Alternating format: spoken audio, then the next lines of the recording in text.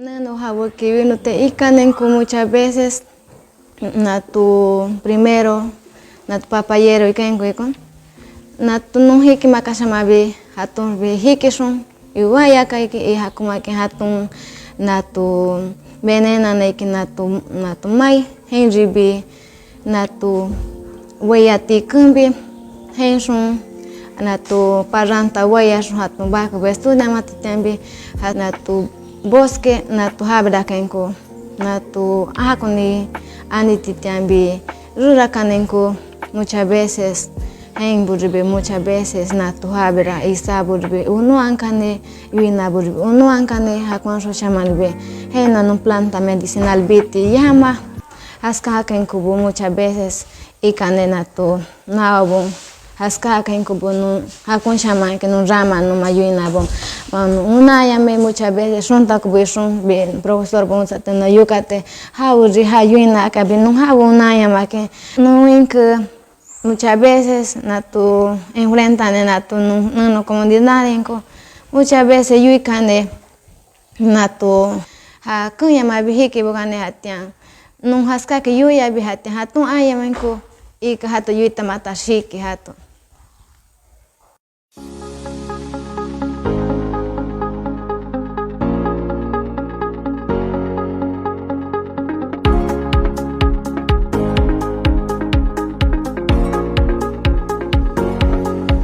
En ejercicio de mi actividad de liderazgo en tema de la defensa del territorio, el medio ambiente y los derechos humanos, he trabajado más de 13 años, pues encontré una dificultad grandísima de que el Estado, a pesar de que veníamos haciendo la incidencia nacional, internacional, regional y comunal, no nos han reconocido.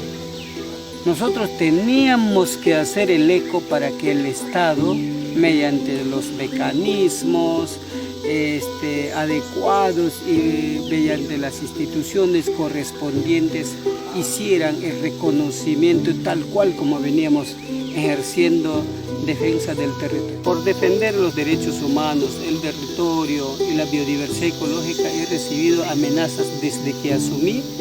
Me decían, persona revoltoso, que no quiero el desarrollo, que no quiero la carretera, que no quiero la minería y no quiero el desarrollo como la ciudad, la carretera, el petróleo, extracción de minerales, extracción de oro. Todas esas cosas me habían manifestado de que yo soy el opositor en ese tema del desarrollo, pero no sabían o recién saben, hasta incluso hay personalidades que han compartido ese pensamiento que viene desde las empresas mineras ilegales. Entonces, aquí en la provincia de Condorcán, que han fabricado o han diseñado una estrategia en tema de comunicación para que alguien se encargue de difamarnos o difundir nuestros pensamientos como algo contradictorio para el desarrollo.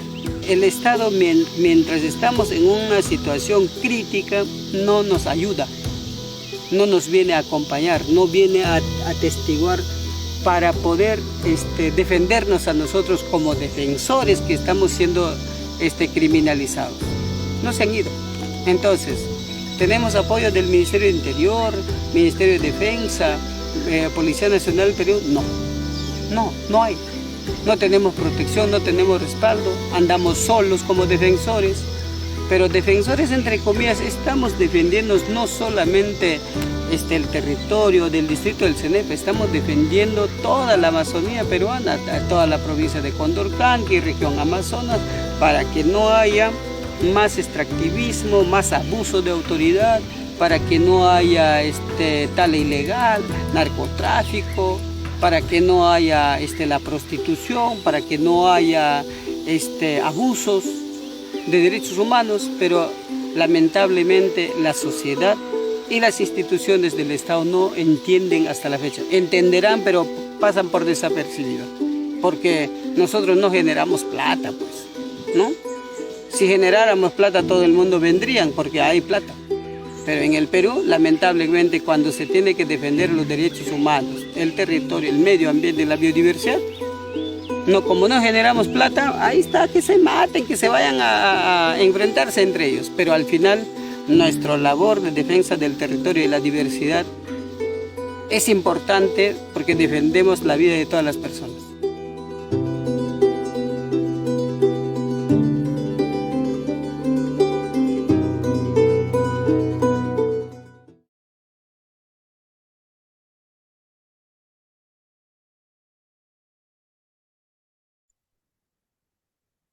Muy buenos días con todas las personas que se conectan a través de esta plataforma de streaming y además a los que nos acompañan por las redes sociales.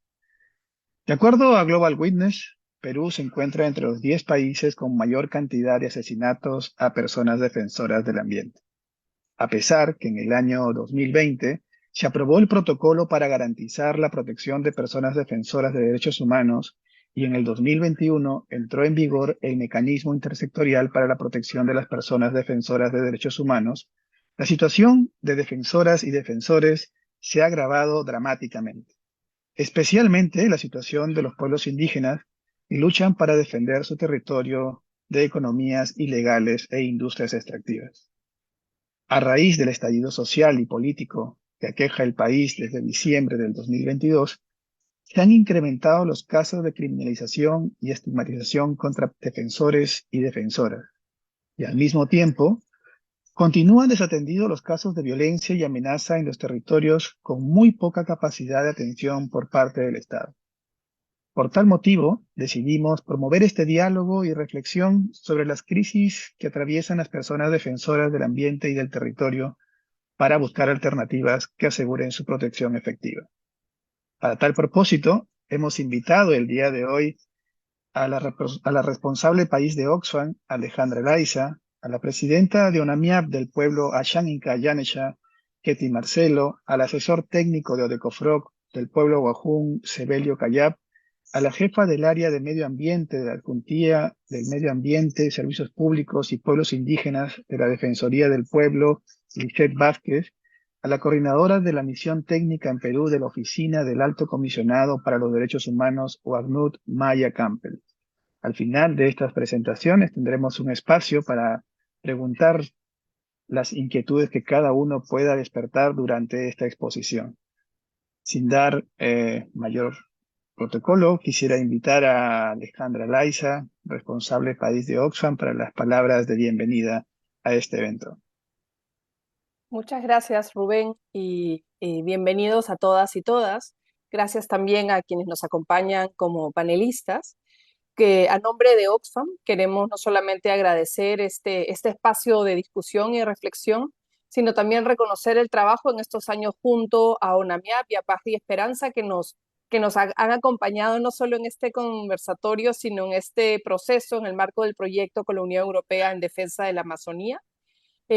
Esta intervención ha sido posible gracias al apoyo de la Unión Europea y quiero además presentar las excusas también de nuestras amigas de la Unión Europea que no han podido acompañarnos el día de hoy por razones personales, pero que están alertas y siguiendo muy de cerca esta agenda, ¿no? Quiero agradecer especialmente también tanto a la doctora Vázquez de la Adjuntía de la Defensoría del Pueblo, así como a Maya Campbell de la Comisión Técnica de la Oficina del Alto Comisionado para los Derechos Humanos. De hecho, la agenda de los defensores y los defensores ambientales y territoriales constituye una prioridad cada vez más urgente, no solo en el Perú, sino en la región, ¿no? El Perú es el tercer país en Sudamérica con más cantidad de asesinatos de personas defensoras del ambiente. Y claro, estamos cerca de Colombia y con una competencia que no es una inspiración y todo lo contrario, ¿no? Y de hecho es en América Latina en donde se concentra la mayor cantidad de casos y el Perú está en el número 10 a nivel mundial, ¿no? Como alertan los diferentes colectivos, en los últimos 3 años y comunidades de defensores, en los últimos 3 años, en el marco de la pandemia, y lo planteó bien Rubén, el aumento del acoso, hostigamiento y asesinato de defensores territoriales viene en aumento. En el último reporte de Amnistía Internacional presentado esta semana, se reportan 6 defensores de derechos humanos asesinados en el último año por tala ilegal y también tráfico de drogas. A pesar de que tenemos que reconocer que el esfuerzo organizado de comunidades, sociedad civil, Estado, de ir construyendo institucionalidad ha avanzado, hay acuerdos marco que debiesen estar generando una disminución, una contención, una prevención y una mitigación de estos asesinatos. Lo cierto es que parece no ser suficiente. No, en los últimos años, a pesar de que existe una normativa que protege a las personas defensoras, no hemos visto una reducción real de estas amenazas. En muchos casos, los mecanismos existentes cuentan con presupuestos muy reducidos que no alcanzan, que no son suficientes para enfrentar siquiera la necesidad de dar protección a las personas que ya están amenazadas. Pero, como es claro, esta situación se está agravando por las disputas territoriales, por control de recursos naturales, que esto está haciendo que en territorios, como se planteaba en el video que hemos visto al inicio, ¿no? Donde tenemos mayor presencia de economías ilegales y el incremento de industrias extractivas, ¿no? Hay una mayor proporción de ataques fatales a pueblos indígenas, ¿no? Lo decían también, ¿no? Al inicio del video, ¿no? Como no generamos plata, nuestra vida vale menos, ¿no? Y la pregunta que tenemos nosotros tiene que ver con la riqueza que implica cuidar la vida, y cuidar la vida no solamente de los defensores, sino del rol que están teniendo de cara al territorio, los recursos, sus comunidades y la vida de sus pueblos como un valor intangible y un valor significativo a nivel global. Acá hay una deuda que el Estado peruano tiene de cara a las personas, las comunidades y los pueblos indígenas que en defensa de su territorio están poniendo el cuerpo y están poniendo la vida. Y si esta situación era difícil antes, esta situación se está haciendo aún más sensible en el contexto de la crisis política y social. No solamente porque el conflicto se ha desatado en los territorios y en los territorios en donde vemos un aumento de la criminalización y la estigmatización, sino que también se está validando una narrativa a nivel nacional que señala a las personas en defensa territorial y la hostiga, la criminaliza, ¿no? La atención de los nuevos procesos está postergando la necesaria atención de los conflictos en los territorios y está volteando la atención sobre nuevos conflictos, dejando nuevamente en tierra de nadie zonas altamente sensibles en donde sabemos y en donde los defensores vienen reportando un nivel muy alto de amenazas y en donde esta situación se está cruzando con una creciente desconfianza desde las organizaciones indígenas para pedir medidas de protección frente al Estado y una creciente desconfianza ante el Estado y a las fuerzas de justicia y del orden que debiesen proteger y garantizar sus derechos. La situación se hace más urgente y en el Perú, como sabemos, hay una fuerte resistencia desde el Parlamento para la aprobación del marco del Acuerdo de Escazú, que sería creemos muchos de nosotros, que es un marco institucional que podría dar un reconocimiento y un marco institucional para inclusive mejorar esta garantía de los derechos de los defensores ambientales. Tenemos mucho que hacer todavía y creemos que la agenda viva de esta discusión la tienen quienes están en los territorios, quienes trabajan en los territorios, y desde organizaciones como Oxfam es nuestro interés acompañarlas, potenciarlas, impulsar sus procesos para fortalecer la agenda de los defensores ambientales en el Perú.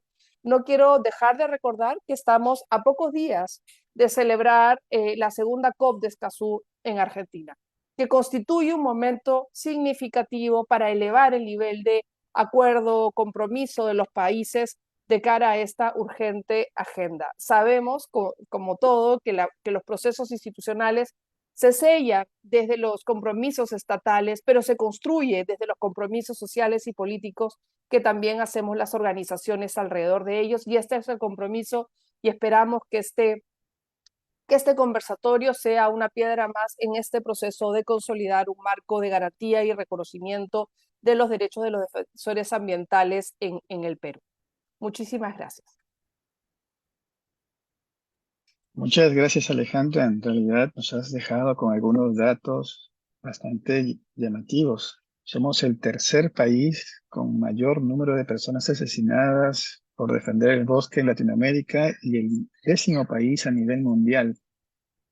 Según reportes de Amnistía Internacional, como nos acabas de señalar, hay 6 personas defensoras asesinadas en este último año, lo cual, pues claro, parecen que los esfuerzos por proteger a las personas defensoras por parte del Estado y los esfuerzos que se hacen todavía son insuficientes, ¿no?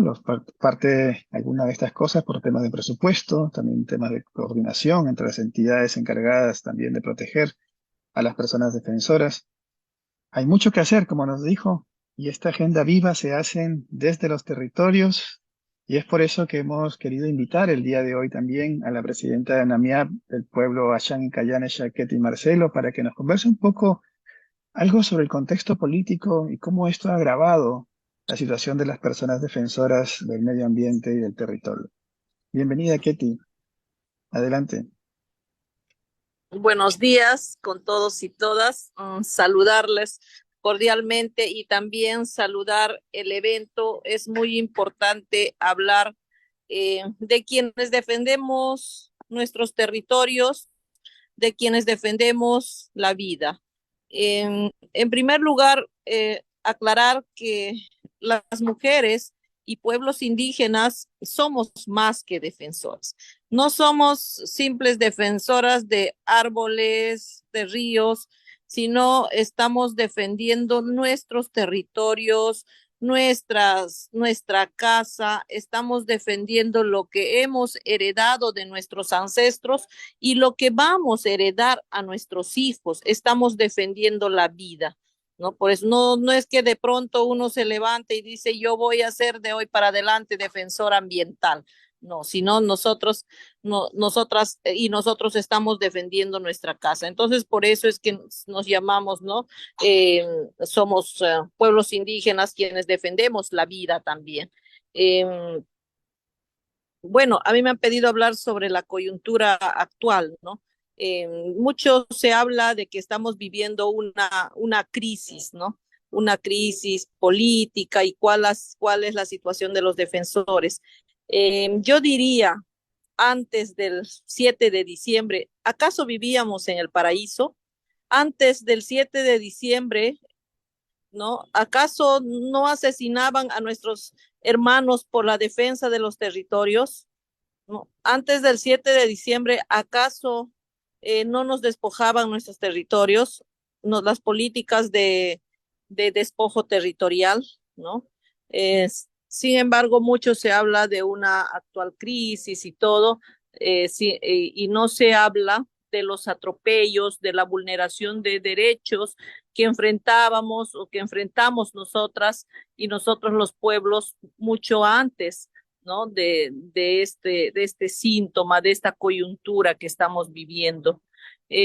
Para nosotros, los pueblos, para nosotros y nosotras, los pueblos y mujeres indígenas, es muy importante retroceder justamente hace varios, como 30 años, y ver la política que gobierna nuestro país, ¿no? Una política de despojo territorial. Y ante eso es lo que nosotros nos defendemos, ¿no? Nos organizamos justamente para defender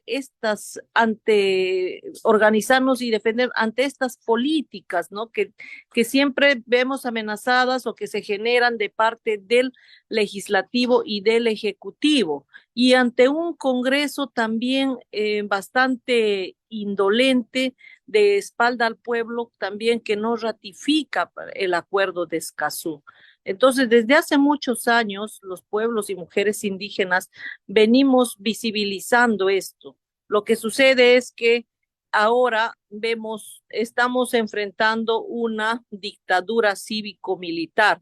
Y eso siempre ha sucedido con los indígenas. Si es que no recordamos el periodo de de Fernando Belaúnde, donde asesinaron a mis hermanos del pueblo Matsés, y el que comandaba la operación fue condecorado en Palacio de Gobierno, ¿no? Por una. Igualito ahora escuchamos cuando están asesinando a nuestros hermanos en lucha, y cuando la señora Dina Boluarte felicita a la policía por la labor impecable que está haciendo. Están felicitando a nuestros asesinos. Ahorita estamos viviendo terrorismo de Estado en este momento. Y nosotras los pueblos, nos habíamos preparado para defendernos frente a la invasión de territorios, al narcotráfico, pero no nos habíamos preparado para defendernos del Estado peruano, de la policía, ¿no? Entonces, es importante también visibilizar estos atropellos, esta represión que venimos enfrentando en estos tiempos, ¿no? La crisis, esto solamente es un síntoma del posicionamiento de los grandes poderes, los poderes económicos que hoy gobiernan nuestro país, ¿no? Entonces, para nosotras es muy preocupante porque no tenemos garantía. Un Estado que debe garantizar nuestra vida nos está asesinando. Nos está asesinando por levantar nuestras voces en contra de los atropellos que venimos enfrentando desde nuestros territorios. Eso es muy preocupante para nosotras las mujeres y pueblos indígenas, sobre todo porque se viene también vulnerando nuestros derechos territoriales. Entonces, un ratito. Ahorita, por ejemplo, nosotros consideramos, ¿no? Los pueblos indígenas estamos movilizados, estamos en constante lucha frente a toda la criminalización, a la represión, el terruqueo, estos estigmas, ¿no? que se viene tejiendo en contra de los pueblos. Sin embargo, en el Congreso de la República se viene gestando leyes que siguen vulnerando nuestros derechos territoriales, ¿no? Nuestro derecho a la vida. Y bueno, vamos también en retroceso. Hemos visto que en los últimos años los pueblos y mujeres indígenas hemos visto retroceder nuestros derechos. Entonces, esta crisis, ¿no? Es un síntoma de que el modelo económico, de que el sistema de gobierno no está bien. Y también yo quisiera recalcar acá es que es el impacto, ¿no? Enfrentamos el racismo, el clasismo, ¿no? En los últimos años se ha hecho más evidente. Es que como que si las vidas de los indígenas no valieran nada. Entonces, ¿y dónde está la garantía de derechos humanos, ¿no? Entonces, es eso lo que nosotras venimos ahora también reclamando y visibilizando, ¿no? No queremos seguir sufriendo, seguir siendo vulneradas por el Estado, ¿no? Como este Estado que nos debe proteger y garantizar nuestro derecho, nos está, eh, nos está asesinando en estos tiempos, ¿no? Además, quería recalcar también que las comunidades indígenas, especialmente en la Amazonía, enfrentamos múltiples amenazas, ¿no? Como por ejemplo que es una deuda histórica hacia nuestros pueblos, el reconocimiento de nuestros territorios ancestrales integrales, ¿no? La vulneración de nuestro derecho a la libre determinación y a la autonomía, ¿no? Dentro de ello nuestro sistema propio de justicia, que no es respetado también, ¿no? Se abren las puertas hacia las leyes, ¿no? Que genera el legislativo y el ejecutivo, abren las puertas a las actividades extractivas, legales e ilegales, ¿no? Dentro de nuestros territorios, y justamente frente a eso es que nosotros tenemos que organizarnos y defendernos también, ¿no? El tema también, la proliferación de los monocultivos que está matando nuestros saberes ancestrales. Y bueno, el Estado pues no es inoperativo frente a esto, ¿no? Entonces, y nosotras también no estamos visibilizando estos temas desde hace muchos años, ¿no? Del despojo territorial y la destrucción de nuestra madre naturaleza, ¿no? y amenazas también a nuestra seguridad. En general, pues siempre vamos a estar estigmatizadas, reprimidas, justamente por defender nuestros territorios, y que quede claro, defender nuestros territorios es defender pues la vida, ¿no? Es defender nuestra casa. Entonces, es eso, ¿no? Justamente nosotros venimos, los pueblos indígenas originarios, somos pueblos de lucha, ¿no? Venimos resistiendo desde hace más de 30 años, ¿no? Donde reina este modelo económico liberal, ¿no? Neoliberal, eh, que solamente destruye, explota, recrimina y persigue a los pueblos indígenas, ¿no? Pero nosotros, como somos pueblos de luchas, también, ¿no? Venimos resistiendo pues frente a esta dictadura, ¿no? Para nosotros quedará en la historia también que hace mucho tiempo éramos ciudadanos de segunda clase, y lo demuestran, ¿no? Una república bastante con pensamiento occidental, una república que destruye nuestra madre naturaleza, que destruye nuestra casa común. Es eso, ¿no? Justamente las leyes están hechas para vulnerar, y bueno, y que no se quiere ratificar el acuerdo de Escazú, y que no se presta ninguna garantía también para nosotros, ¿no?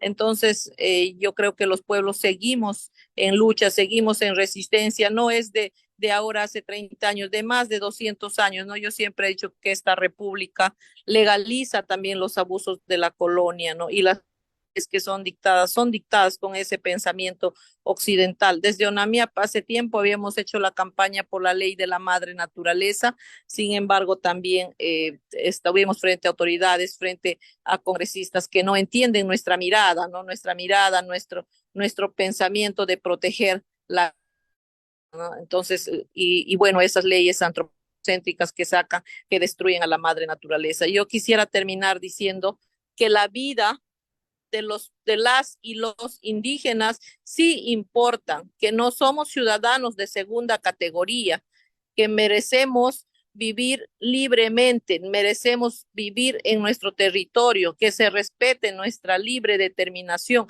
que se respeten nuestras formas de vida. Y también decir, mucho se habla sobre que volvamos a la democracia, volvamos al orden constitucional. Nosotros no queremos volver a ese orden constitucional, a esa democracia donde asesinaban a nuestros hermanos y a donde despojan nuestros territorios. Y nuevamente digo, la vida de los y las indígenas sí importa. Gracias. Muchas gracias, Ketty. Realmente valioso el aporte que nos has hecho, ¿no? Las mujeres y los pueblos indígenas somos más que defensores del bosque, somos defensores de la vida. Es cierto, has puesto ahora también en discusión sobre la criminalización y la estigmatización contra las personas defensoras de derechos humanos.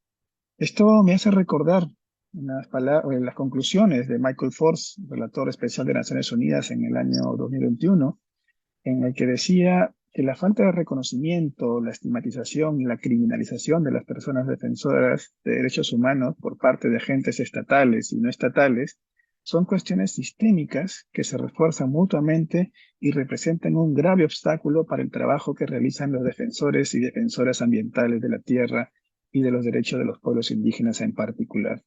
Parece que esta situación aún no ha sido resuelta y todavía nos encontramos con pero mucho trabajo todavía por hacer en nuestro país. Es por eso que quisiera invitar ahora al asesor técnico de Ecofrog del pueblo Guajún, Sebelio Cayap, quien nos va a contar un poco cómo está la situación de estas personas defensoras justamente en este contexto que Ketty nos ha podido relatar en la localidad de el Amazonas, en Cenepa en particular. Bienvenido, Sebelio. Muchas gracias por estar con nosotros. Tu micro está apagado. Buenos días a todos, buenos días a todas quienes nos están escuchando por este tiempo tan importante.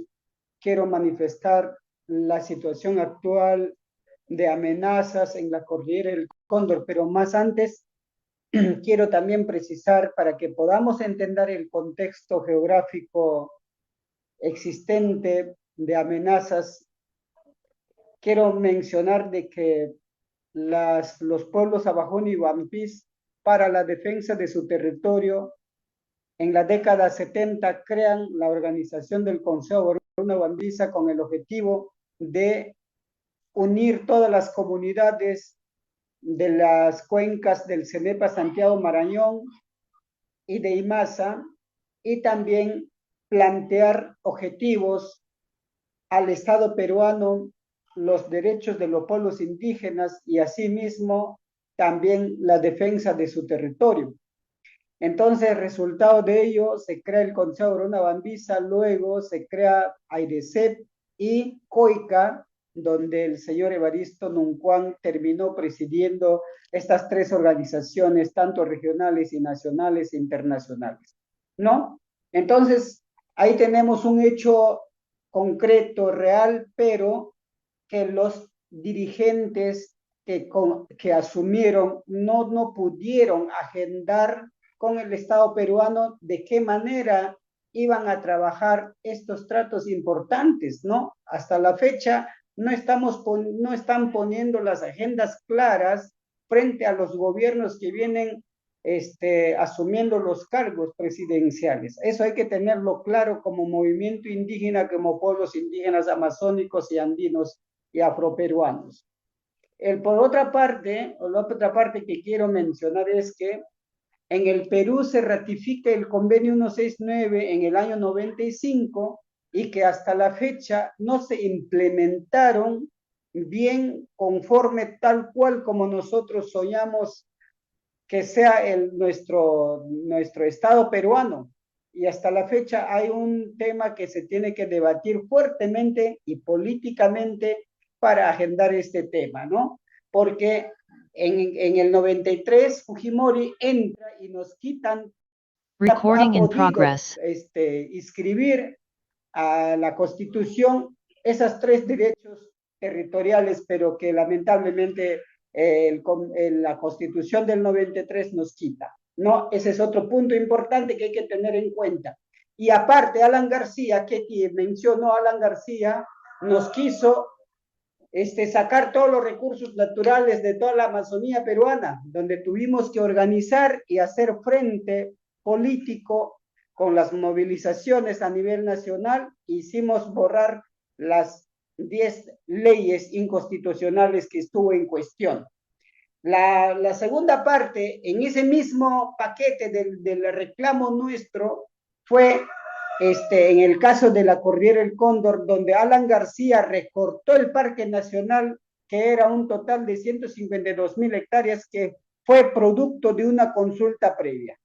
Entonces, Alan García, por el interés de promover la minería, había recortado. Entonces, el recorte, frente a esa situación de recorte, Alan García entregó a 110 concesiones mineras, tanto peruanos y los extranjeros como de Canadá, como Dorato Resources, y también las empresas peruanas como Afrodita, que hasta la fecha ha traído daños ambientales, daños humanos, contaminación del agua, que hasta la fecha ningún juez ha podido sancionar a esa empresa minera Afrodita, y mucho menos todavía los que ahorita están contaminando las aguas del río Cenepa, Comainas y de Sahuinza. Nadie hace nada, mientras saben todas las instituciones del Estado peruano, pero ninguna institución del Estado sanciona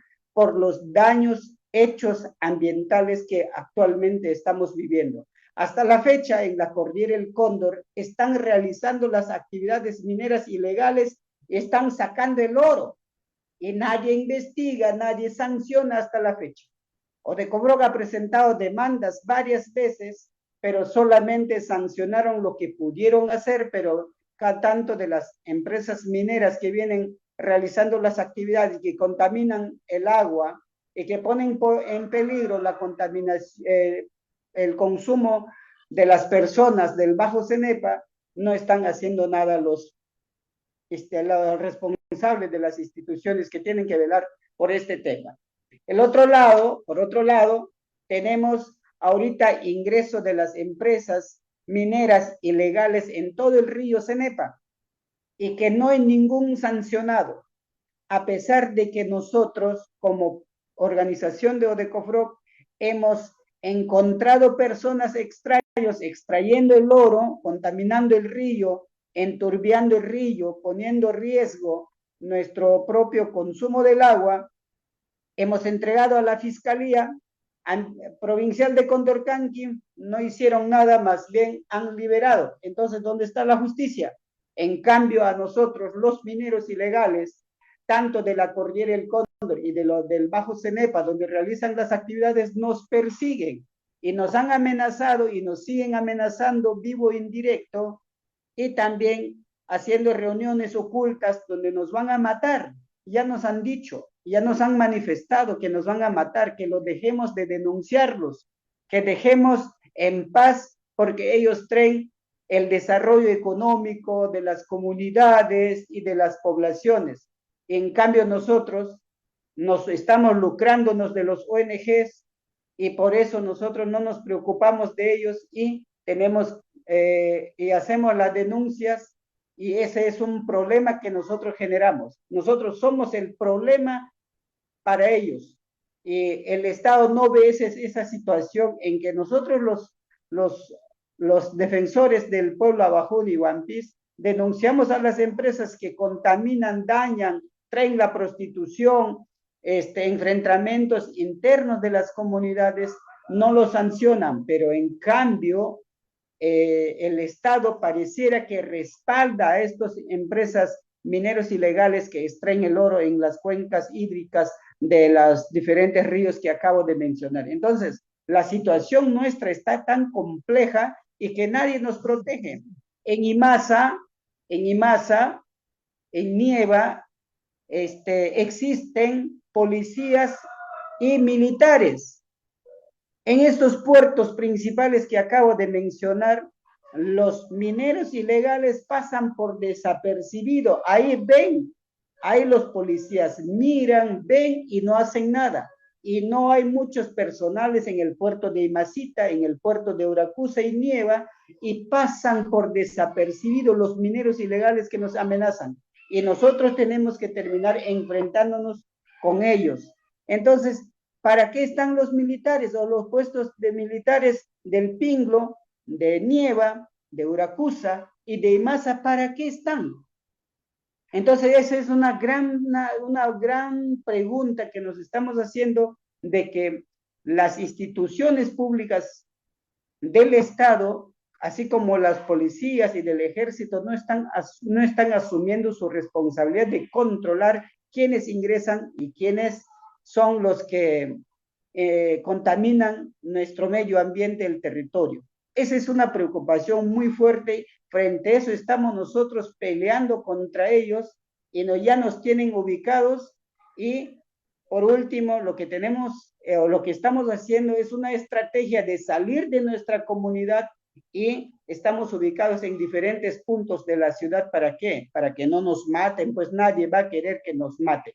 Esa es la situación actual en que estamos viviendo, y no solamente estamos peleando contra los mineros, sino también tenemos antecedentes ahí que hemos peleado frente contra la empresa petrolera Maure Lepro Pacific Rubiales, que estuvo en la comunidad realizando las actividades explorativas, donde contaminó el río, las quebradas, y hasta la fecha no tienen sanción. Solamente el Ministerio Público ha pronunciado de que esa empresa tiene que volver a consultar a los pueblos interesados para que puedan hacer el reinicio de su actividad explorativo y explotación del petróleo, pero no sancionaron por la contaminación del medio ambiente. Por otro lado, seguimos denunciándolo al propio Estado peruano por el recorte del Parque Nacional, y hasta la fecha llevan más de 20 años y no tenemos ninguna respuesta. Entonces, en esa situación estamos. El otro, para finalizar, el otro tema importante es que no se puede denunciar a los empresarios mineros ilegales del oro en estos momentos, porque de ninguna manera nos proporcionan la información de datos personales, quiénes son los que están en los ríos realizando actividades mineras ilegales. Entonces, las comunidades ahorita están coludidos con la corrupción del dinero que proviene de la minería del oro. Entonces, ni ellos nos dan datos importantes como para denunciar y poner a defender nuestro medio ambiente, el río, los ecosistemas que están siendo contaminados actualmente. Pero vamos a continuar y no vamos a parar nuestra defensa de nuestros derechos territoriales porque es el único que nosotros tenemos como parte del desarrollo sostenible en nuestros territorios. Muchas gracias, muy amable. Muchas gracias, Evelio. Realmente es bastante compleja la situación. Convenio 169 en nuestra legislación, lo cual ha permitido una suerte de vulneración de territorios de larga data. Y la situación clara que nos presentas hoy sobre el tema de minería ilegal, pues es bastante compleja, ¿no? Pasa por procesos de criminalización contra las personas que defienden el bosque y llama mucho la atención que nos cuentes que sean las propias personas defensoras las que tienen que identificar estos mineros ilegales para que puedan ser procesados ante la justicia. Y claro, una zona como Condorcanqui, donde la presencia del Estado también es bastante poca, resulta muy complicado atender en forma efectiva a las personas defensoras de derechos humanos. Muchas gracias, Evelio. A las personas que recién también nos están conectando, estamos en este foro de defensoras y defensores en emergencia. Pueden dejar también sus comentarios en las plataformas en las que se encuentren viéndonos para que al final de la reunión puedan ser absueltas. Pues bien, ahora vamos a invitar a la jefa del área de medio ambiente de la Adjuntía de Medio Ambiente, Servicios Públicos y Pueblos Indígenas de la Defensoría del Pueblo, Lisette Vázquez, quien nos contará un poco también sobre esta situación de las personas defensoras desde el sector. Bienvenida, Lisette. Adelante. Muy bien, muchas gracias Rubén. No quisiera empezar sin antes dar un saludo especial a todas las personas quienes nos están conectando a través de esta plataforma virtual, pero también desde acá también dar un especial saludo a Alejandra Laiza, responsable de país de Oxfam, a Ketty Marcelo de NAMIAP, a Sebelio Cayabdio de COFROC, a Maya Campbell de la Oficina del Alto Comisionado de las Naciones Unidas para los Derechos Humanos, y bueno, reiterar el agradecimiento por la invitación. Efectivamente tengo una pequeña presentación, espero hacer un uso responsable del espacio que me están dando en esta oportunidad. Voy a compartir en este momento pantalla. A ver.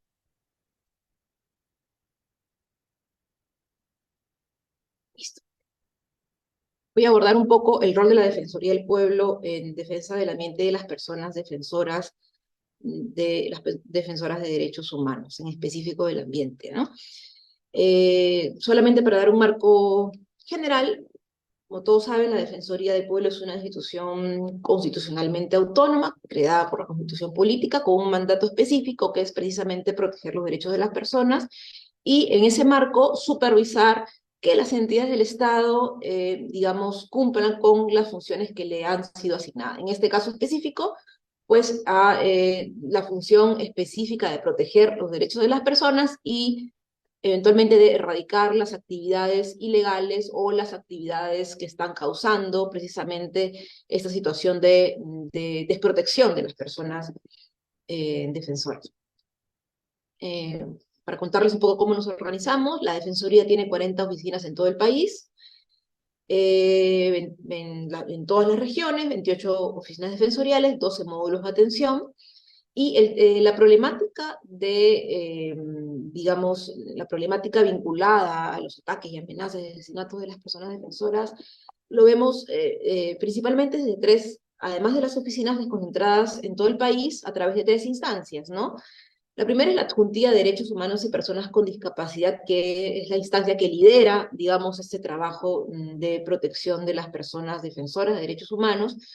también la Adjuntía de Medio Ambiente, Servicios Públicos y Pueblos Indígenas, que, digamos, aborda básicamente cuáles son las causas estructurales o los problemas de fondo vinculada a esta problemática.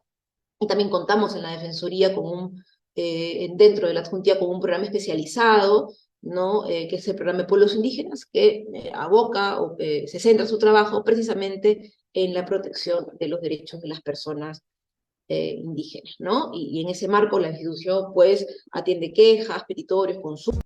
Muy buenos días. Disculpen un poco los problemas técnicos. Estamos aquí en el Foro de Defensoras y Defensores en Emergencia. Y bueno, estamos conversando un poco sobre la situación de las personas defensoras en el país, la situación política, la situación respecto de las problemáticas en los territorios. Y pues también hoy hemos invitado a la coordinadora de la misión técnica en Perú de la Oficina del Alto Comisionado para los Derechos Humanos de la ACNUD, Maya Campbell, para que nos converse un poco sobre algunas análisis o recomendaciones que se puedan hacer desde esta alta oficina del comisionado. Bienvenida, Maya, y gracias por acompañarnos en esta mañana. Pues muchas gracias, Rubén, y gracias, colegas. Un saludo a todos los otros y las otras panelistas aquí hoy, y muchas gracias por la invitación para estar en ese espacio de reflexión tan importante. Quería comentar un poco sobre el trabajo que estamos haciendo desde la Oficina del Alto Comisionado de las Naciones Unidas para los Derechos Humanos y el análisis que hemos desarrollado durante el último año. Nosotros, como presencia de la Oficina de las Naciones Unidas para los Derechos Humanos, llevamos un poco más que un año en el país. Entonces estamos justo arrancando el trabajo pues en todas las áreas que hemos identificado como prioridad. Pero desde el inicio de nuestra presencia aquí el año pasado, hemos priorizado el tema de protección de personas defensoras de derechos humanos. Es una prioridad para nuestra oficina dentro de la región y dentro de varias oficinas distintas en todo el mundo. Y tenemos tres áreas principales de trabajo en ese sentido. Uno es el monitoreo y documentación de violaciones de derechos humanos de las personas defensoras. Y con esa información analizamos casos específicos y también patrones de preocupación en esos casos. Dos, proporcionamos asistencia técnica a las instituciones del Estado y a las organizaciones de la sociedad civil para ayudar a mejorar respuestas a los desafíos y preocupaciones identificados. Esto incluye, en el caso de Perú, asistencia técnica al mecanismo intersectorial para la protección de personas defensoras de derechos humanos, que es un espacio coordinado por el Ministerio de Justicia. Y tercero, trabajamos con la información recabada y especialmente en situaciones graves y de mucha urgencia de protección. Canalizamos la información recibida y documentada y verificada a los mecanismos nacionales y regionales e internacionales de derechos humanos, como son la Comisión Interamericana de Derechos Humanos y los mecanismos universales, como los relatores especiales y los órganos de tratados de las Naciones Unidas. Quisiera compartir algunas cifras de situaciones de preocupación y patrones que documentamos el año pasado, en 2022. Y debería decir que esas cifras no incluyen las violaciones de derechos humanos en el marco de las protestas en diciembre del año pasado. Aunque reconocemos que violaciones en ese contexto de las protestas resultaron en violaciones de derechos de personas defensoras, pero eso es la data, las cifras que coleccionamos antes de estas fechas y esa crisis. En total, como Oficina del Alto Comisionado, documentamos 105 incidentes de ataques en contra de personas defensoras de derechos humanos, involucrando a 252 víctimas. Entonces, algunos incidentes tuvieron un impacto en más que una víctima, especialmente cuando estamos hablando de ataques en contra de comunidades o colectivos, que a menudo es el caso con como pueblos indígenas y comunidades indígenas que están defendiendo los derechos de manera colectiva.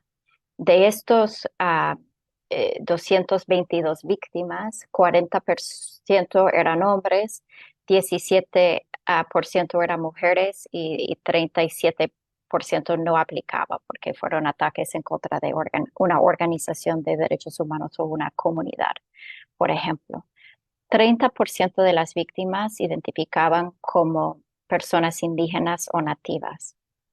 Entonces vemos en términos de afectación de poblaciones distintas. En el Perú, sí, la población indígena o nativo es impactado de manera desproporcional. En cuanto a la labor de defensa de los derechos humanos que llevaban las personas que sufrieron estos ataques, 37% defendieron tierras y medio ambiente, 37% eran periodistas y los demás defendieron otros derechos como derechos humanos en general, derechos de los migrantes, derechos de las mujeres o derechos vinculados a situaciones de corrupción y transparencia. Como dijo Ketty de ONAMIAP, incorporamos tanto defensores indígenas como defensores de tierras y medio ambiente en un solo categoría, pero es importante resaltar el punto de que las personas defensoras de pueblos indígenas están defendiendo un conjunto de derechos que son vinculados a tierras y medio ambiente, incluyendo la autodeterminación, los derechos de autogobierno, los derechos a la vida, etcétera. Entonces ese conjunto es mucho más complejo que solo una defensa del medio ambiente y reconocemos y estamos muy de acuerdo con ese punto. En cuanto a los ataques sufridos por las personas defensoras de derechos humanos, el 25% recibieron ataques de acoso o intimidación. El 25% recibieron ataques físicos y el 18% sufrieron ataques que categorizamos como criminalización o judicialización, es decir, la instrumentalización de los procesos penales como medida para atacar o silenciar o limitar el trabajo de defensa de los derechos humanos. Y registramos 6 incidentes de asesinatos de personas defensoras el año pasado, involucrando a 8 personas, porque en uno de esos incidentes había múltiples víctimas. Y en cuanto a las regiones más afectadas, se encuentra Lima, Ucayali, Piura, Huánuco, Amazonas, Madre de Dios y Cusco. Finalmente, en cuanto a los patrones, en los casos donde se pudo identificar un presunto perpetrador, y no fueron todos los casos, de manera más común, se identificó actores de crimen organizado, actores involucrados en actividades ilícitas y las fuerzas de seguridad estatales como los perpetradores más frecuentes que se puede identificar como presuntos responsables a esas violaciones o ataques contra personas defensoras de derechos humanos. En todo ese trabajo que estamos llevando a cabo como oficina del alto comisionado, también intentamos de identificar cuáles son pues los desafíos en la respuesta del Estado de proteger a las personas defensoras de derechos humanos. Entonces quería también compartir unas recomendaciones. en ese sentido. En el caso de personas defensoras de derechos de los pueblos indígenas o defensores de tierra y medio ambiente, um, observamos unas barreras en el acceso a los mecanismos de protección del Estado. Eso incluye la falta de información sobre esos mecanismos, la falta de confianza en los mecanismos de protección estatales, el aislamiento físico en el cual muchos de las personas defensoras de derechos de los pueblos indígenas, de las tierras y del medio ambiente ah, en el cual viven.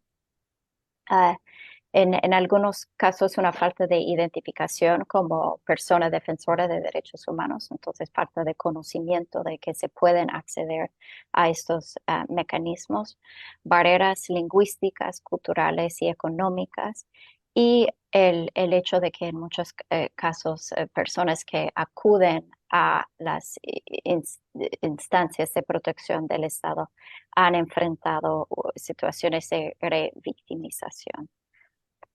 Um, entonces, para ayudar a superar esas barreras y traer una mejor protección a las personas defensoras de derechos humanos, especialmente de las personas de pueblos indígenas, de derechos de los pueblos indígenas, de tierras y de medio ambiente, consideramos que es necesario ampliar el abanico de las posibles medidas de protección que se ofrece desde el Estado que se puede aplicar en un caso específico. Y en la determinación de las medidas de protección a aplicar en un caso específico, deberían participar las personas defensoras en la determinación de estas medidas. Se debe asegurar una flexibilidad de las medidas. Normalmente la medida más aplicada, y no solo en el Perú, pero en muchos países de la región y el mundo, es el acompañamiento de una protección policial que no es factible ni deseada en muchos casos. Entonces, habría que haber más flexibilidad en las opciones de medidas de protección que se puede aplicar. Y también se debe implementar una revisión periódica de las medidas otorgadas para ver si están funcionando y para ver si se debe ajustar de alguna forma u otra las medidas otorgadas. Entonces, primero esa necesidad de ampliar y contar con flexibilidad en las opciones de medidas de protección. Segundo es la necesidad de enfocar más en el aspecto de prevención. Entonces, la necesidad de contar con información de alerta temprana y análisis sobre situaciones de riesgo que afectan a las personas defensoras de derechos humanos en contextos y regiones específicas. Y para eso se debería tener pues más análisis de estadísticas, mapas, análisis de patrones y tendencias y un manejo más transparente de la información para responder a solicitudes de información al Estado. Y también para asegurar este enfoque más en prevención y esa posibilidad de llevar a cabo análisis de alerta temprana y de riesgo, es necesario contar también con una presencia regular descentralizada por lo menos en las regiones donde más se registran patrones de ataques contra personas defensoras de derechos humanos. Como tercer punto, quería mencionar que es importante desarrollar una mejor estrategia, una estrategia más efectiva de comunicación para dar a conocer información sobre las opciones de protección, especialmente en las regiones más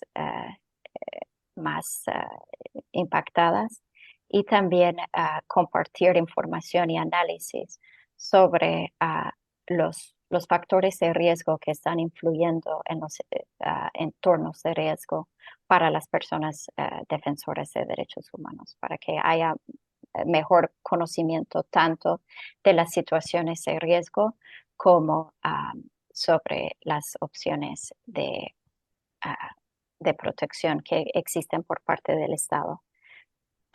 Cuarto, es importante fortalecer las capacidades de actores a nivel nacional, regional y local, incluyendo también el Poder Judicial y el Ministerio Público en derechos de las personas defensoras de derechos humanos y en las maneras en las cuales podrían contribuir a una mejor protección de personas defensoras de derechos humanos desde sus jurisdicciones y mandatos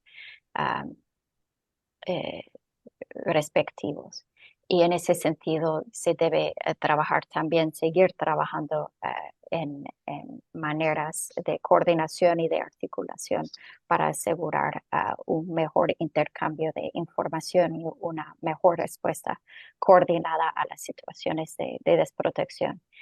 Y quería concluir diciendo que es importante en todo ese análisis sobre la protección de personas defensoras de derechos humanos, de no olvidar la importancia de una respuesta integral, o sea, un enfoque que solo concentra en los aspectos de protección física de las personas defensoras de derechos humanos nunca va a ser adecuado para abordar todos los desafíos que están contribuyendo a las situaciones de riesgo. Entonces se necesita también un marco legal adecuado de protección de personas defensores de derechos humanos, un reconocimiento público, incluyendo a los niveles más altos del Estado y del gobierno, de un reconocimiento de la importancia y legitimidad del trabajo de defensa de los derechos humanos.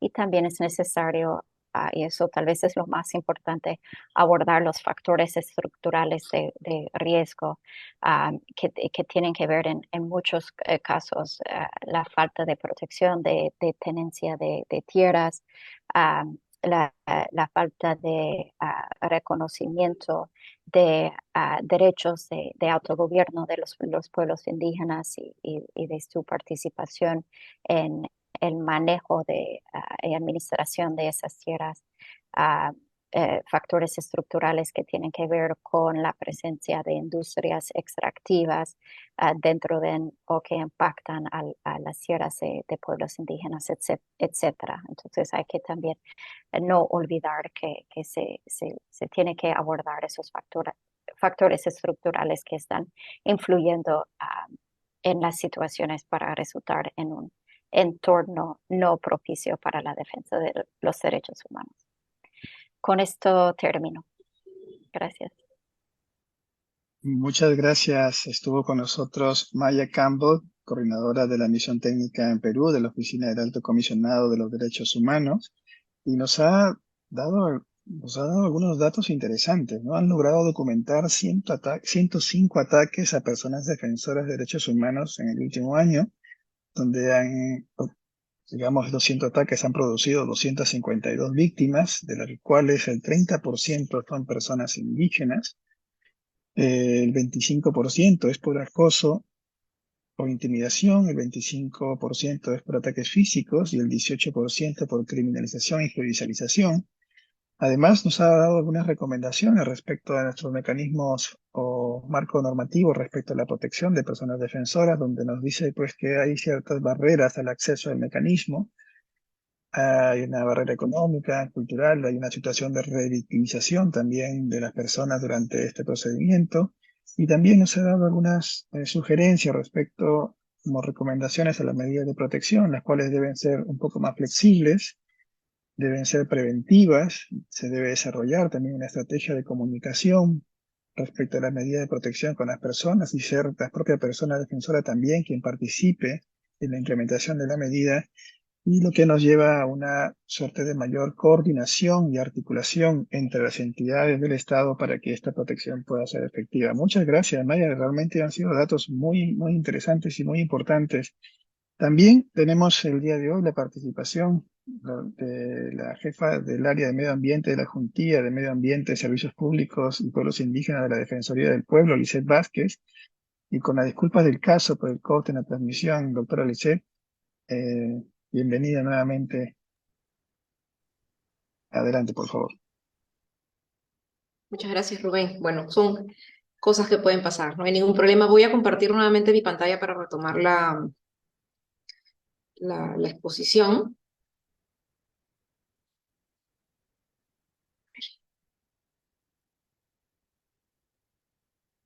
Bueno, el mandato de la Defensoría,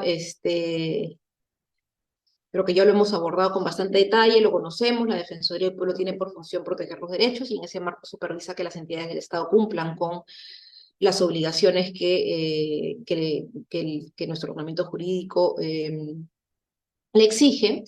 Y bueno, también hemos abordado cómo está organizada la Defensoría, ¿no?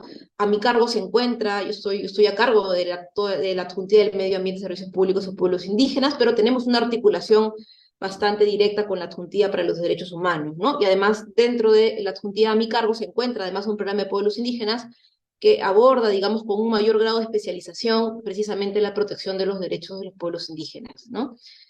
Y en la Defensoría, a lo largo de estos años en los que venimos abordando esta problemática, hemos identificado, pues, efectivamente, que los defensores son amenazados, son asesinados por defender a los territorios indígenas, de actividades ilícitas, que configuran delitos ambientales, observamos situaciones de impunidad en los casos, observamos también la ausencia de una efectiva protección de estas personas defensoras. Pero, digamos, esta situación, ¿no?, de indefensión de las personas defensoras, notamos que es solamente la punta del iceberg de un problema estructural, ¿no?, de un problema que tiene que abordarse con la prioridad que la situación lo amerita, ¿no? Que son precisamente las actividades ilícitas desde donde provienen esos ataques. Es decir, poco o nada podríamos lograr si solamente desplegamos esfuerzos en torno a las medidas de protección para las personas defensoras, ¿no? Estos esfuerzos deben ir acompañados de medidas efectivas, desde luego, para erradicar estas actividades ilegales desde donde provienen esos ataques y amenazas, ¿no?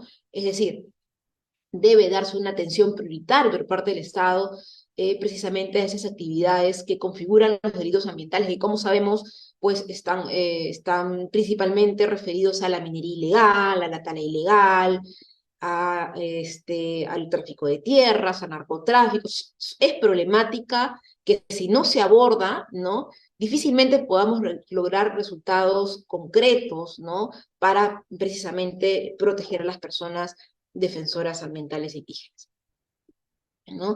Y bueno, eso es un poco lo que estábamos comentando, ¿no? La ausencia de medidas efectivas, hay un retardo en la administración de justicia, hay una geografía de difícil acceso que no permite un despliegue de las acciones estatales quizás con la frecuencia o con la facilidad con la que sería lo óptimo, ¿no? Las actividades ilegales incrementan este riesgo, ¿no? Vemos una impunidad frente a las actividades ilegales, ¿no? Ausencia de un ordenamiento territorial, acrecienta la problemática, la falta de titulación o ampliación de la titulación de las tierras comunales. Es una problemática que desde la Defensoría del Pueblo hemos sostenido, sostenemos y seguiremos insistiendo en la necesidad de que estos problemas estructurales tengan que ser abordados con la misma prioridad con la que tenga que atenderse la protección efectiva de las personas defensoras. Y en ese marco, pues, venimos supervisando que el Estado efectivamente cumpla con esta labor de prevenir, de proteger, de investigar, de juzgar esas amenazas, ¿no? Incluso en la Defensoría contamos ya con lineamientos de intervención defensorial en esta materia frente a los casos de personas defensoras y defensoras de derechos humanos, ¿no? Que es una línea de trabajo que está liderada por la Adjuntía para los Derechos Humanos, pero que hay una articulación permanente con las 40 oficinas defensoriales desconcentradas que tenemos a lo largo del país y también con la Adjuntía del Medio Ambiente, con el Programa de Pueblos Indígenas, con quien, digamos, tenemos un trabajo en equipo, ¿no? Desde las miradas de cada especialidad, ¿no? Tenemos un trabajo también permanente de promocionar y hacer incidencia en el reconocimiento de la labor de las personas defensoras, ¿no? En este grupo de especial protección, ¿no? Y buscamos siempre poner en relevancia la necesidad y la importancia de que el Estado pueda atender esa problemática de una manera prioritaria. Además de insistir en la adecuada atención de estos problemas estructurales que mencioné. En ese sentido, desde la Defensoría también venimos formulando esfuerzos para efectivamente promover la protección efectiva de las personas defensoras ambientales, ¿no? Incluso a través de solicitudes de activación de procedimientos de alerta temprana ante el Ministerio de Justicia y Derechos Humanos. Hemos formulado incluso la presentación de amicus, digamos, en beneficio o en casos en los que están involucrados algunas personas defensoras de derechos humanos. Venimos supervisando que los mecanismos para garantizar la protección de las personas defensoras, ¿no? Y a partir de nuestra intervención, desde luego se han activado algunos mecanismos, este procedimiento de alerta temprana para algunas personas defensoras, como es el caso, por ejemplo, de Sebelio Cayap, ¿no? Que nos acompaña en el panel. Pero también procuramos hacer incidencia en la necesidad de poder desplegar mayores esfuerzos para la protección de las personas defensoras, con pronunciamientos, reuniones de trabajo con algunos actores, para, digamos, de alguna manera buscando que se ponga en agenda prioritaria la necesidad de poder erradicar esas actividades ilegales en algunas zonas donde las personas defensoras son amenazadas constantemente, ¿no? Como es el caso, por ejemplo, de Amazonas, ¿no? Y también hemos formulado informes, ¿no? Que ya abordan las problemáticas estructurales, como por ejemplo, tenemos 2 informes, ¿no? Que están vinculados o que formulan recomendaciones al Estado peruano para erradicar la minería ilegal que afecta a todas las regiones del país, ¿no? Como en el Amazonas. Hemos tenido un despliegue también y buscamos hacer una promoción de los derechos de las personas defensoras, ¿no? Hace poco también hemos difundido, aprobado, elaborado una cartilla informativa con el invaluable apoyo de Oxfam, ¿no? Sin cuyo apoyo no hubiera sido posible elaborar esta cartilla informativa, que además describe en un lenguaje de fácil entendimiento, y hemos procurado que este documento aborde en forma clara, concisa y precisa, ¿no? ¿Cuáles son los mecanismos de protección que existen para las personas defensoras indígenas y ambientales en la Amazonía? Que además es un documento que está a disposición en nuestra página web, cualquiera puede descargar el documento, y estamos realizando también algunos esfuerzos para poder buscar también una actualización de ese documento, ¿no? Así que también los invitamos a poder revisar este documento. Esperamos que en los próximos meses podamos tener una próxima actualización vinculada, pues, a algunos cambios normativos que han habido recientemente. Venimos insistiendo también en la importancia de la ratificación del Acuerdo de Escazú, algo que para la Defensoría del Pueblo es prioritario. Hemos impulsado no solamente ante el Poder Ejecutivo, sino también ante el Congreso mismo, y ahora frente al archivo que se dio hace algún tiempo. También venimos insistiendo ante el Poder Ejecutivo para que pueda nuevamente impulsar esta ratificación y que finalmente el Congreso de la República pueda tomar la decisión de poder ratificar el acuerdo, hacer esta aprobación legislativa que permita que el Acuerdo de Escazú pueda estar vigente en el Perú también.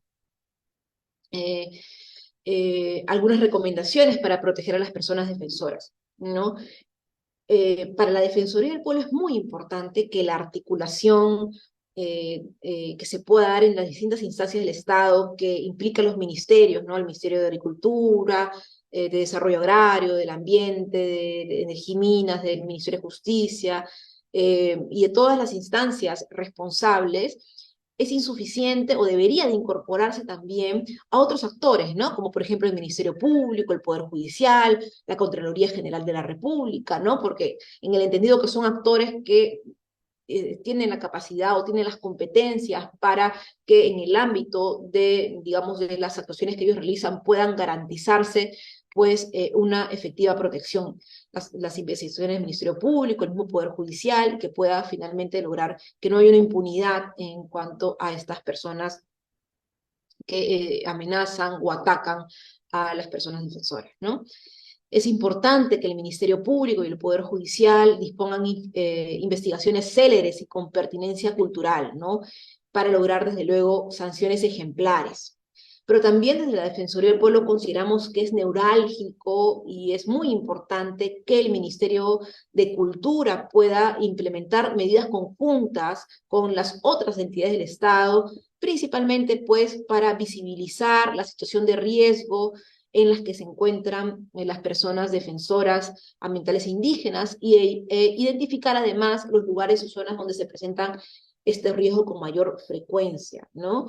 Pero además esta articulación debería no solamente contemplar al Ministerio de Cultura, sino que debería de involucrarse también a los mismos gobiernos regionales, a los locales, se debe articular también con las mismas organizaciones representativas de los pueblos indígenas y con las comunidades originarias para combatir en forma conjunta y con un trabajo en equipo precisamente estos riesgos y amenazas que afrontan. Desde la Defensoría también hemos planteado la necesidad de que se pueda aprobar una ley para la protección de las personas defensoras, que involucre desde luego a las personas defensoras ambientales e indígenas, ¿no? Que establezca en forma clara las competencias, las funciones, pero que además se establezca la necesidad de que sea la Contraloría General de la República la que pueda verificar o cautelar que estas entidades del Estado puedan dar un efectivo cumplimiento de las labores que le corresponden precisamente para proteger a estas personas defensoras. Además, como hemos señalado, venimos insistiendo en la ratificación del Acuerdo de Escazú. Y hay otro grupo de recomendaciones que desde la Defensoría del Pueblo venimos formulando ya para atender las causas estructurales, los problemas estructurales, ¿no? Y en este caso quisiéramos centrarnos en la problemática de minería ilegal que hay en el CENEPA, ¿no? Esta minería ilegal en Amazonas, pues que se presenta en las cuencas del Cenepa, en Santiago, incluso la de socavón que se realiza en la cordillera del Cóndor, que precisamente en la frontera con el Ecuador. Que observamos pues que destruye los bosques en la zona, hay una pérdida de biodiversidad terrible, contamina las principales fuentes de agua, principalmente por mercurio, ¿no? Que es el principal elemento que es utilizado para procesar el oro que se extrae, ¿no? No debemos olvidar que es una cifra no menor, esta cifra que dio el Ministerio de Salud, según la cual el 64% de la población en la región Amazonas se encuentra en riesgo de exposición a metales pesados u otras sustancias químicas. Además, esta situación genera un incremento de la criminalidad e inseguridad ciudadana, así como constantes enfrentamientos entre la población indígena y los mineros ilegales, que efectivamente, frente a la poca efectividad del Estado para hacerle frente a estas actividades, ¿no? La población en muchas ocasiones tiene que verse obligada a, con sus propias manos, a hacer, de alguna manera, protegerse frente a estas actividades ilegales, ¿no? Y eso genera, pues, un riesgo de afectación, ¿no? Contra su seguridad, ¿no? Y de vulneración de sus derechos, ¿no? Que pone en riesgo, por supuesto, su vida, ¿no? Y su integridad. Si bien es cierto, desde la Defensoría observamos que hay algunas acciones por parte del Estado para hacer frente a esta minería ilegal, como por ejemplo algunos espacios de articulación, la declaración de estado de emergencia, algunos operativos de interdicción, incluso se ha dado presupuesto adicional. Sí es importante sostener que estas acciones ciertamente son insuficientes, ¿no? Y se requiere, digamos, darle continuidad y un mayor impulso a estas acciones del Estado para hacerle frente a estas actividades, ¿no? No debemos olvidar que solo en el 2022 esta problemática de minería ilegal en el CENEPA ha recrudecido, ¿no? Y lo que generó, aun cuando se había declarado un estado de emergencia en la zona. Es decir, la minería ilegal, a pesar del estado de emergencia, nunca se detuvo, ¿no? Si bien es cierto, hay operativos de interdicción, lo que observamos de la Defensoría es que no hay una efectiva identificación de responsables, ni mucho menos sanciones por este delito ambiental, ¿no? Aun cuando hay espacios de articulación, no se advierten avances en la atención efectiva de la problemática, ¿no? Bueno, solo para terminar, ¿no? Para hacer frente, pues, a esta problemática que aborda a los defensores ambientales e indígenas, es muy importante que además de las medidas de protección que se le puedan dar, se requiere también erradicar las actividades ilegales, ¿no? Y puntualmente, tratándose de la minería ilegal, hay la necesidad de intensificar la persecución del delito, hay la necesidad de identificar a los responsables, pero también es muy importante que el Estado pueda disponer todos sus esfuerzos en abordar el cierre de brechas sociales. Es decir, hay población que se está, o hay personas que se están dedicando a estas actividades ilícitas porque, digamos, ven en ellos su medio de subsistencia. Entonces, el Estado tiene que promover mecanismos o actividades alternativas para que a la par que realiza acciones para erradicar esta actividad ilícita, también esta población pueda tener otras actividades alternativas para subsistir. Ecoturismo, reforestación, creo que es algo que es muy importante garantizar, ¿no? Además, que puedas esta población acceder a servicios públicos básicos para la protección de sus derechos, ¿no? Y bueno, de esta manera, pues, desde la Defensoría reiteramos el compromiso con la ciudadanía y con la población de continuar insistiendo para fortalecer esta línea de trabajo del Estado, que finalmente va a redundar en la protección efectiva de las personas defensoras, no solamente en mecanismos efectivos para su protección, ¿no? Sino también en erradicar estas actividades o estas causas estructurales que están precisamente causando estos ataques y amenazas. Y es una labor en la que la Defensoría del Pueblo reitera su compromiso de continuar trabajando en coordinación precisamente con la ciudadanía y con las personas precisamente que son afectadas, que como sabemos principalmente es población indígena. Eso por mi parte, muchísimas gracias, muy buenos días. Muchísimas gracias, doctora Lisset. Creo que ha abordado, nos ha puesto los puntos sobre las IES. El problema de las personas defensoras es un problema estructural que normalmente está derivado de las actividades ilegales que se vienen desarrollando en el país. Nos ha también compartido un poco el trabajo arduo que ha tenido la Defensoría de poder impulsar algunas recomendaciones, acciones y seguimiento también, no solamente la normativa vigente en el país, sino también algunos casos en específico, y en especial en CENEPA, que ya nuestro compañero Severio nos ha podido comentar las dificultades que existen para cuidar el bosque en esta localidad del país. Hay algunas preguntas que están formuladas para los panelistas, se las voy a leer aquí. Para Sebelio, dice, si pudo él activar el mecanismo de protección del MINJUS y qué resultados obtuvieron, ¿no? O qué resultados obtuvo, si realmente ha sido efectivo haber tenido o no o contar con el mecanismo de protección del MINJUS. Para la doctora Lisset, ¿qué diferencia haría ratificar el acuerdo de Escazú para las personas defensoras y defensores? Y para Maya Campbell, es si conoce algún caso en la región donde se haya reducido el nivel de amenaza a defensores y defensoras, y qué factores fueron claves y podría servir de referencia para el Perú. Y otra pregunta es los datos que ustedes han compartido, si se puede obtener en alguna plataforma o algún lugar donde podamos descargar su informe. Esas son algunas de las preguntas que están formuladas para los panelistas. No sé si lo hacemos, por favor, en el orden de la exposición. Así es que invitamos a Sebelio en primer lugar para poder absolver esta cuestión. Bueno, para responder la pregunta formulada es bien compleja porque nos otorgaron un documento escrito por el Ministerio de Justicia. Pero si una persona amenazada como yo y otros compañeros míos que están en las comunidades, ¿qué puede hacer con un disparo de un minero o cualquier persona que nos amenaza? ¿Nos pueda defender como un protector, un papel escrito, firmado por el Ministerio de Justicia? Esa es la gran pregunta que nos estamos haciendo. Papeles tenemos como diploma de honor, como título profesional, pero ese papel no nos va a proteger frente a un disparo. Entonces simplemente nos han otorgado como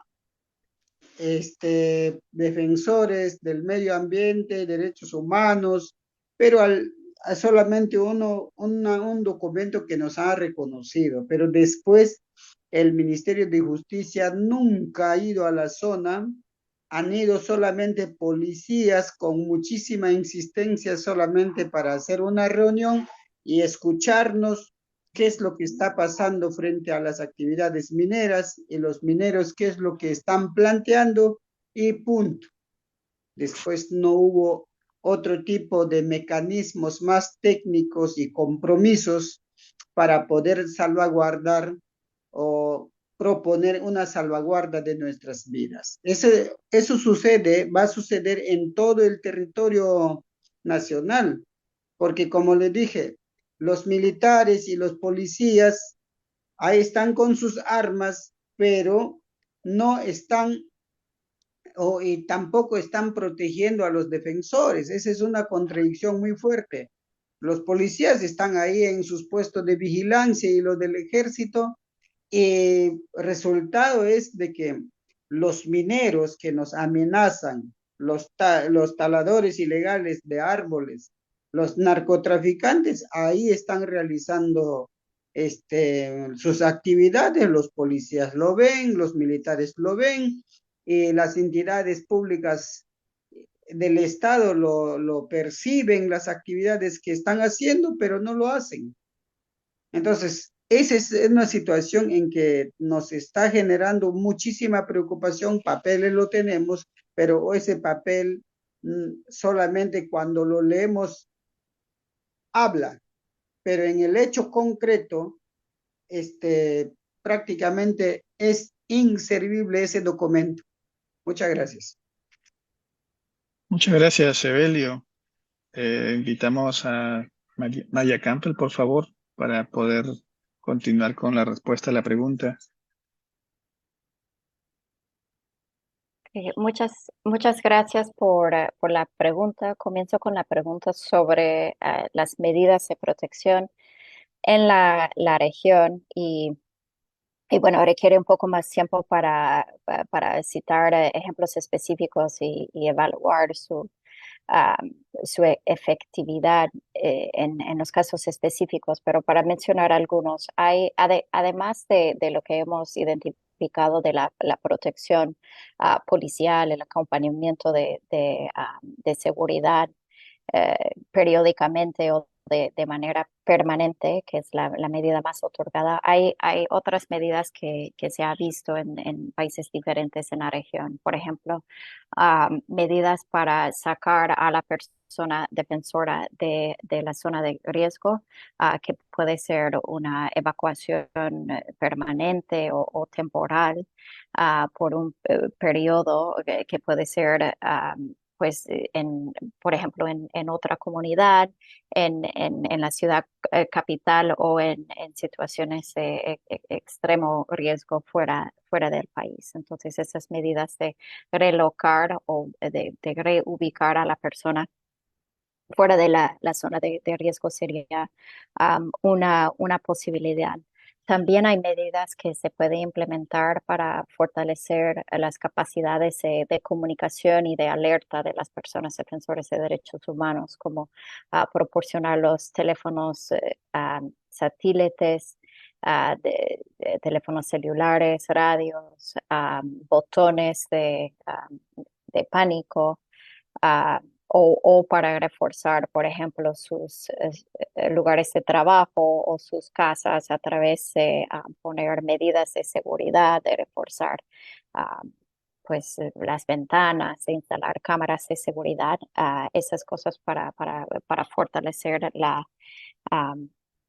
pues, las zonas en las cuales las personas defensoras podrían ser vulnerables. Obviamente, esas medidas para comunidades que existen en zonas remotas o aisladas o con falta de acceso a Internet puede ser que no son tan viables, y eso es algo que que hay que identificar. También hay una serie de medidas para fortalecer la capacidad de las personas defensoras para reconocer los riesgos y tomar medidas de autoprotección para reducir los riesgos que pueden confrontar, como medidas de cambiar sus rutinas, sus hábitos, para no, por ejemplo, tomar la misma ruta al trabajo todos los días, para reconocer dónde están los riesgos y minimizarlos.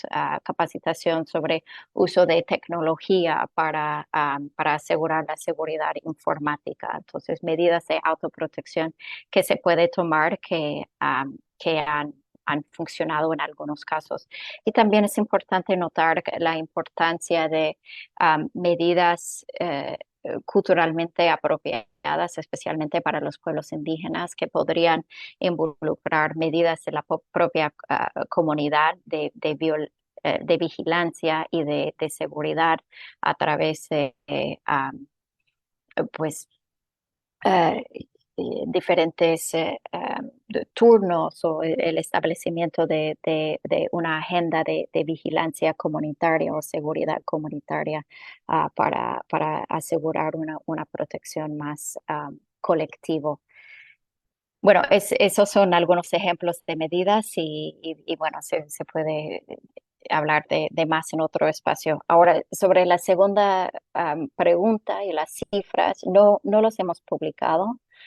No hemos sacado un informe con esas cifras, pero es algo que estamos evaluando y seguimos recolectando esas cifras y esperamos en algún momento poder publicar algo que demuestra también una comparación entre meses y años pues para poder diseminar esta información. Gracias. Gracias a ti, Maya. Entonces, hemos tenido la primicia entonces en este evento. Adelante, doctora Lisset, por favor. Sí, muy bien. Sobre el acuerdo de Escazú, bueno, no debemos olvidar que el acuerdo de Escazú es el primer, fíjese, es el primer tratado que contiene disposiciones específicas para la protección y promoción de las personas defensoras, ¿no? Defensoras ambientales en América Latina, ¿no? Y esto, desde luego, implica que la obligación del Estado, o sea, el Estado se estaría comprometiendo, ¿no? A nivel internacional a fortalecer esas líneas de tal manera de fortalecer los estándares que ya tiene para proteger a las personas defensoras, ¿no? Es decir, son unas medidas eficaces para responsabilizar a los estados, ¿no? Para exigirle que, si bien es cierto, se pueden haber hecho algunos esfuerzos, ¿no? Y ya el Estado va a tener que, digamos, disponer medidas efectivas de tal manera de dar cumplimiento a las obligaciones específicas que ya están contenidas en el Acuerdo de Escazú. Es decir, compromete a mucho más al Estado, ¿no? Incluso a nivel internacional, para dar cumplimiento o para proteger a las personas defensoras ambientales, ¿no? Y eso, desde luego, para la Defensoría del Pueblo sería bastante positivo, y es por eso que aprovechamos espacios como estos para hacer un llamado, ¿no? Primero al Poder Ejecutivo para que pueda nuevamente impulsar, y al Congreso de la República para que pueda tomar la decisión de aprobar, ¿no? El Acuerdo de Escazú, y que finalmente pueda ser ratificado en el Perú, ¿no? Es por eso que nuestra institución ha venido insistiendo y viene insistiendo en la necesidad de poder ratificar este acuerdo en nuestro país. Muchísimas gracias, doctora Lisset Vázquez. Ha sido un evento bastante interesante porque hemos podido conocer que a través de la Oficina del Alto Comisionado se han reportado o documentado 105 ataques a personas defensoras, trayendo consigo 252 víctimas, y hemos podido compartir que estos ataques se deben a un problema estructural por parte que hay que resolver, que está basado básicamente en actividades ilegales. Y al inicio de la presentación de esta jornada me quedo con una frase que nos decía: no solamente somos defensores y defensoras del bosque, sino somos defensores de la vida. Bien, yo quisiera invitar para algunas palabras de cierre ya de este evento a Alejandra Laiza responsable de país de Oxfam. Adelante, Gracias, Alejandra. gracias Rubén. Y gracias Maya y gracias Lisette. Creo que el rol que ambas organizaciones tienen en el país en la ruta de la defensa y la protección de derechos de las comunidades y los pueblos indígenas y sus territorios en la protección de la vida son esenciales. Como decía Ketty, no se decide ser defensor, sino es en la lucha por la vida y en la protección de los territorios que las personas terminan en una situación de exposición y de vulnerabilidad como defensores. La agenda es grande. Quiero agradecer en el marco del trabajo que hemos hecho juntos a Paz y Esperanza y ONAMIAP estos años, agradecer también el trabajo que hemos podido hacer junto a la Unión Europea y estas colaboraciones. Desde Oxfam queremos expresar todo nuestro compromiso en la continuidad de este trabajo juntos. Y quiero de todas maneras también pedir una disculpa formal a nombre de Oxfam a los panelistas y a las organizaciones invitadas por los problemas técnicos que hemos tenido, que a veces sucede, pero incomodan. Esperemos no hayan afectado la calidad y la altura de la reflexión y sobre todo de la agenda que queda abierta en esta conversación, ¿no? Quiero agradecer particularmente a Sebelio, a Ketty, por el rol que ustedes en los territorios, en su vida cotidiana, en la defensa de la vida y la vida de la comunidad que están trabajando, implica, y los riesgos que asumen, levantando la agenda, levantando la voz y permitiéndonos acompañarlos en esta ruta. Muchísimas gracias también a todos por acompañarnos a nombre de Oxfam y gracias Rubén. Devuelvo el micrófono. Muchas gracias. Muy agradecido. Gracias a todos y a todas las personas que nos han acompañado hasta el final de este foro.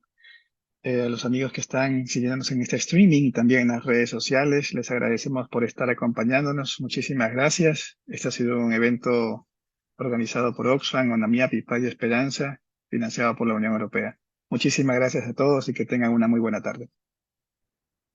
Muchas gracias a todos. Gracias. Muchas gracias. Gracias por la Gracias. invitación. Buenos días. Muchísimas gracias. Gracias.